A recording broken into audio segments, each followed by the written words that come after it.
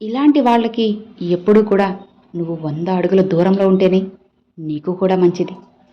ఎందుకో తెలుసా? ఎప్పుడూ కూడా ఎక్కువగా ఎవరిని నమ్మకు, మోసపోతా. ఎవరి కోసం ఆలోచించకు, వాళ్లకు అలసైపోతా. ఎవరికి ఎక్కువగా విలువ ఇవ్వకు, నీ గౌరవాన్ని కోల్పోతావు. ఎవరిని ప్రశ్నించకు, వాళ్ళకి నువ్వు బద్ధ శత్రువైపోతావు. ఎప్పుడైతే ఎవరి నుండి ఏది ఆశించవో అప్పుడే నీ జీవితం బాగుంటుంది, బాగుపడుతుంది కూడా. మన నుండి వచ్చే ప్రతి ఆలోచన మనల్ని వెలుగులోకి తీసుకువెళ్లేదిగా ఉండాలి కదా, అంతేకాని అమాంతం దాన్ని చీకట్లోకి తోసేదిగా ఉండకూడదు. జీవితం చాలా చిన్నది. గడిచిన కాలాన్ని తలుచుకుంటూ నిన్ను నువ్వు నిందించుకుంటూ ద్వేషించుకుంటూ సమయాన్ని వృధా చేసుకోకు మిత్రమా. చాలామంది కూడా ఆస్తిపాస్తులు ఉండటమే అదృష్టం అంటారు. కానీ అదృష్టం అంటే కడుపారా తినగలడం, కంటి నిండా నిద్రపోగలడం, కష్టపడి పనిచేస్తే శక్తిని కలిగి ఉండడం, కష్ట సుఖాలు పంచుకునేందుకు నీకంటూ వ్యక్తులను కలిగి ఉండడం, అది అదృష్టం అంటే. నీ ఉద్యోగం, నీ హోదా, నీ అధికారం అన్నీ కొంతకాలమే ఉంటాయి. నీ శరీరం కూడా నీ మాట విన్ని రోజు అంటూ ఒకటి ఉంటుంది అని మర్చిపోవద్దు. అవసరానికి ఒక మనిషి, అవసరానికి ఓ దారి అనుకుంటూ పోతే ఆపద వచ్చినప్పుడు ఒంటరివాడివైపోతావు. జాగ్రత్త. మనిషికి డబ్బిచ్చే ధైర్యం కంటే ఒక మనిషికి ఇంకొక మనిషి ఇచ్చే నమ్మకమే చాలా బలమైనది, నీకు ధైర్యాన్ని ఇస్తుంది. మనసులో ఒకటి పెట్టుకొని మాటలతో మభ్యపెట్టేవారిని ఎప్పటికీ కూడా నమ్మకు. జాగ్రత్త. నువ్వు ఎంత సంపాదించినా అది శాశ్వతం కాదు. నువ్వు గెలిచినా ఓడినా నిన్ను విడిచి వెళ్ళని ఒక బంధాన్ని సంపాదించుకో, అదే కదా శాశ్వతం. తన అభిప్రాయాలను మార్చుకోలేని వ్యక్తి తన పొరపాట్లను ఎప్పటికీ మార్చుకోలేరు. జీవితంలో వచ్చే సంతోషాలకు పొంగిపోకు, దుఃఖానికి కృంగిపోకు, కన్నీళ్లకు కరిగిపోకు, భయానికి బెదిరిపోకు, బంధాలను మర్చిపోకు, అందరినీ నమ్మకు. అప్పుడే నీ జీవిత పోరాటంలో నువ్వు గెలుస్తావు, గెలవగలవు కూడా. కాలం కంటే వేగంగా మారే మనుషుల మధ్య ఇప్పుడు బ్రతుకుతున్నాం కాబట్టి ఎప్పుడూ ఎవరిని కూడా అతిగా నమ్మకు. కష్టాలు ఉన్నాయని ఎవరి సానుభూతి కొరకు తాపత్రయపడకు. ఈ సమాజం కష్టాల్లో ఉన్నవారికి సాయం చేస్తుందో లేదో తెలియదు, కానీ చులకనగా చూడడం మాత్రం ఖచ్చితంగా మొదలెడుతుంది. తప్పు ఇతరులదైతే జడ్జిలా తీర్పిస్తారు, అదే తప్పు వాళ్ళదైతే లాయర్లా వాదిస్తారు. ఏంటో ఎవరో చెప్పినట్లు, ఎక్కడో చదివినట్టు అనిపించేదే కదా, ఎప్పుడు చూడనట్లు, ఎక్కడా జరగనట్లు అనిపించేది జీవితం అంటే. ఈ ప్రపంచం నిన్ను భయపెడుతుంది, విసిగిస్తుంది, ఏడిపిస్తుంది. ప్రతిరోజు ఒక కొత్త రూపంలో కనిపిస్తుంది. కానీ ఏ రోజైతే నువ్వు గెలుస్తావో అప్పుడు ఇదే ప్రపంచం నీ పేరుని జపిస్తుంది, నీ వెనక నువ్వే కావాలని పరిగెడుతుంది. ఆలోచిస్తూ కూర్చుంటే అద్భుతాలు జరగవు. నిరంతరం శ్రమిస్తేనే విజయం నిన్ను తానుగా వచ్చి వరిస్తుంది. గెలుపు కావాలనుకుంటే భయం వదిలేయాలి, భయం పోవాలంటే పోరాడి తీరాలి. భయపడుతూ చేసే పోరాటం ఎప్పుడూ కూడా ఓటమికే కదా దారి తీస్తుంది. జీవితంలో నువ్వు పడ్డ ప్రతి బాధ నీకు గుణపాఠం. ఈ గుణపాఠమే నీ జీవితానికి ఒక బంగారు బాట అవుతుంది. మనిషికి కష్టం లేకుండా అన్నీ దొరుకుతాయి. జీవితం అన్నమాటికే విలువ ఉండదు కదా. జీవితం అంటే ప్రశ్న జవాబుల ఆట కాదు. అలానే జీవితం అంటే పూరించాల్సిన పొడుపు కథ కాదు. జీవితం అంటే నువ్వు జీవించాల్సిన ఒక గొప్ప రహస్యం. అవతలి వాళ్ళ అభిప్రాయాలు మన గెలుపు ఓటములను నిర్ణయిస్తుంటే మన ప్రయత్నం కూడా అలసిపోతుంది.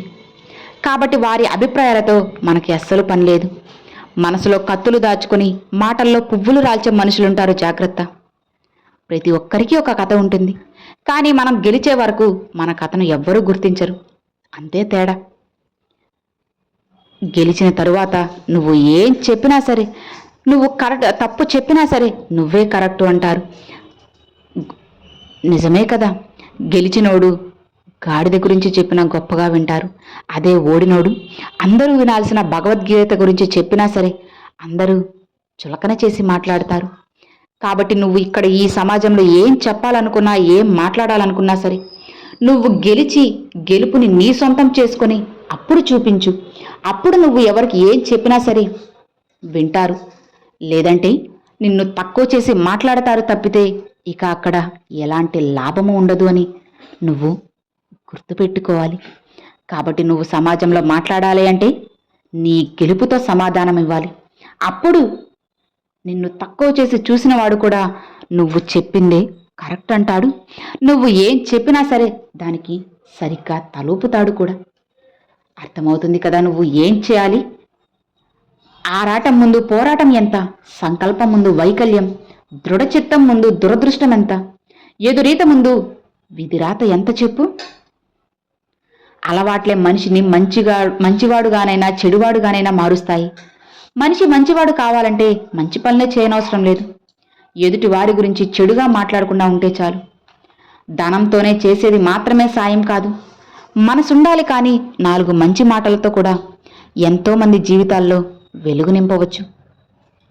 ప్రపంచంలో చాలామంది వారి వారి స్వలాభావాలని చూస్తారు.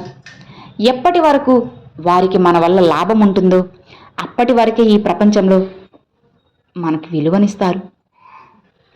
నిందించడంలో ఉన్న శ్రద్ధ అర్థం చేసుకోవడంలో ఉండదు కదా.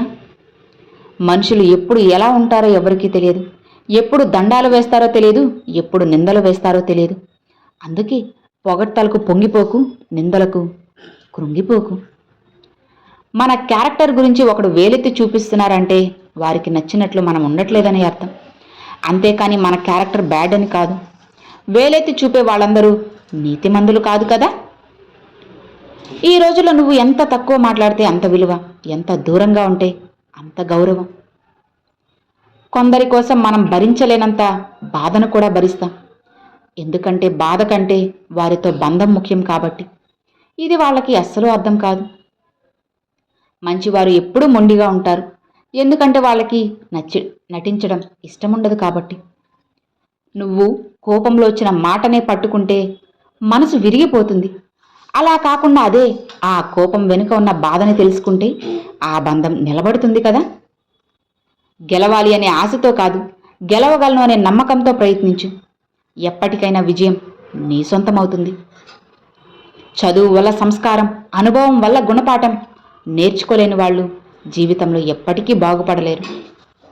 గుర్తుంచుకో, దీపం మీద కోపం వస్తే చీకటయ్యేది నీకే. ఆకలి మీద కోపం వస్తే కడుపు మాడేది నీకే. ఇష్టమైన వారి మీద కోపం వస్తే ఒంటరయ్యేది నువ్వే కదా. మనసుకి ఆశ ఎక్కువ, నచ్చిన ప్రతిదీ కావాలంటుంది. కాలానికి క్లారిటీ ఎక్కువ, ఎవరికి ఏది ఎప్పుడు ఇవ్వాలో అదే ఇస్తుంది. ఓపిక ఉంటే ఓర్చుకో, కన్నీరు వస్తే కార్చుకో, పాఠమా నేర్చుకో, జీవితాన్ని నీ ఇష్టంలా మార్చుకో. ఎవ్వరూ నీ కోసం రారు, అన్నీ నువ్వే చేయాలి. ఇదే జీవిత సత్యం. మనం చేసే పనిలో నిజాయితీ, మనం మాట్లాడే మాటల్లో నిజం ఉన్నంత వరకు మనం ఎవ్వరికీ కూడా భయపడాల్సిన అవసరం లేదు. పాపం అయ్యేలా సంపాదించకండి, అప్పు అయ్యేలా ఖర్చు చేయకండి, అజీర్తి అయ్యేలా తినకండి, మనస్పర్ధలు వచ్చేలా మాట్లాడకండి, ఆలస్యం అయ్యేలా నడవకండి, చితికి చేరేలా చింతించకండి, అర్థం చేసుకోకుండా అవమానపరచకండి, నాదే లోకం అనుకోకుండా ప్రపంచాన్ని చూడండి, ద్వేషాన్ని వదిలేసి ప్రేమను ఆహ్వానించండి. గుర్తుకు రావడం గొప్ప కాదు, మర్చిపోకపోవడం గొప్ప. ఎందుకంటే గుర్తుకు రావడం మెదడు చేసే పని, గుర్తుంచుకోవడం హృదయం చేసే పని. మనం ఉండాల్సింది ఎదుటి వాళ్ళ మెదడులో కాదు, వాళ్ళ హృదయంలో ఉండాలి. జీవితంలో ఏమి ఉన్నా లేకపోయినా మన క్షేమం కోరుకునే ప్రేమ, ఆపదలో ఆదుకునే స్నేహం, బాధలో బాధ్యతలో తోడుగా ఉండే ఒక బంధం ఉంటే చాలు కదా. మంచి చేసే అలవాటు ఉన్నవారికి, మంచిని అభినందించే లక్షణాలు ఉన్నవారికి మనసు హాయిగా ఉంటుంది. సాటి వారి అభివృద్ధిని చూసి ఆనందిస్తే తమ జీవితం కూడా ఆనందమయం అవుతుంది కదా. చూసే ప్రతి దృశ్యం నిజమనుకోవడం తప్పు, వినే ప్రతి మాట సత్యం అనుకోవడం ఇంకా తప్పు. నువ్వు చూసింది విన్నది గుడ్డిగా నమ్మి ఒకరి వ్యక్తిత్వాన్ని నిర్ధారించడం చాలా పెద్ద తప్పని తెలుసుకో. ఎవరి గురించి ఎక్కువగా ఆలోచించకు, అది మనశ్శాంతిని దూరం చేస్తుంది. ఏం జరిగినా దైవ నిర్ణయమని భావించు, అప్పుడే మనసు హాయిగా ప్రశాంతంగా ఉంటుంది. జీవితం నువ్వు అనుకున్నంత సులువు కాదు. కొన్నిసార్లు ఏ తప్పు చేయకపోయినా తప్పకుండా శిక్ష అనుభవించాల్సి కదా. మిమ్మల్ని 10 అడుగుల దూరం పెట్టాలనుకునే వారికి మీరే వాళ్ళకన్నా 100 అడుగుల దూరంలో ఉండండి. విలువ ఇవ్వని మనుషుల కోసం ఆరాటపడ్డం కూడా వృధానే కదా.